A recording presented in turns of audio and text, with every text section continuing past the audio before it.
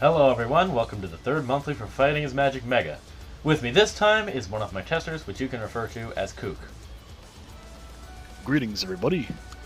So this month, we didn't get a lot of new attacks and such in, but it was a very balance-oriented month for Mega. I'm going to have Kook read off all the balance changes for Mega while I get everything set up on my end for the rest of the monthly. Alright, so we're going to start with the general fixes, and then move on to Applejack, and move our way down in order of development. Fixed a bug that caused an opponent being recaptured after they were already recaptured once, or spiked once to automatically get up upon hitting the ground. They will now land in a shorter get hit state, with a shorter follow-up window than the usual get hit state they land in. Fixed a bug that caused the opponent to continuously flash blue on occasion when landing after being recaptured. Applejack's Summer Rambo now has 14 more recovery frames than it did before. This allowed for a triple super link if timed correctly without Buster Hoof. Heavy Applebuck now puts the enemy in a stagger state. Heavy Lacerama now has 3 more startup frames, and deals 2% less damage. It doesn't sound like a big change, but it makes quite a bit of a difference. Twilight's Story Arc Climax now deals half as much damage on the last hit than it did before. Standing Heavy now comes out quicker with 4 less startup frames. Rainbow Dash's level 1 super Rainbow Barrage is shorter by 5 hits. This also reduces damage by a small amount. Fluttershy's Standing Medium now has more startup and deals 8 damage as opposed to 5 damage. Rarity's Gem Wall cooldown has been shortened by 3 seconds. Pinkie Pie is currently being reworked. Trixie's counter state is now 5 frames shorter. Big Mac's launcher now reaches the opponent after they are hit with Crouching Heavy.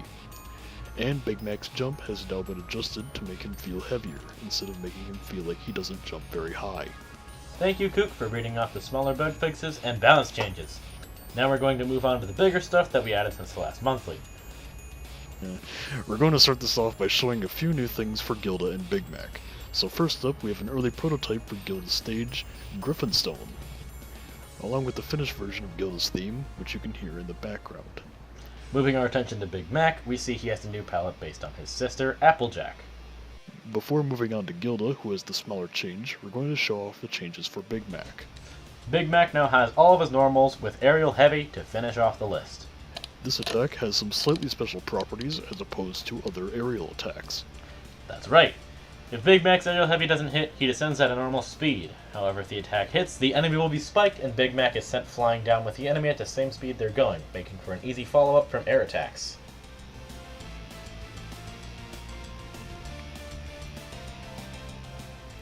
It also makes this attack a good jump-in, as if you hit a grounded opponent with this move, you'll be rocketed towards the ground to follow up with a ground normal or special. Next up on the list, we have Big Mac's Grab. Big Mac's grab range is the furthest of all the characters in the game to date, as he is a grab-based character. Forward grab causes Big Mac to headbutt the opponent, knocking them on the ground, and then stomp on them while they lay on the ground.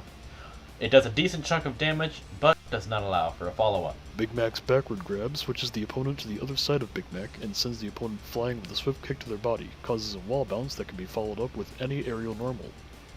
Now moving on to Gilda, she has prototypes of her standing normals in place.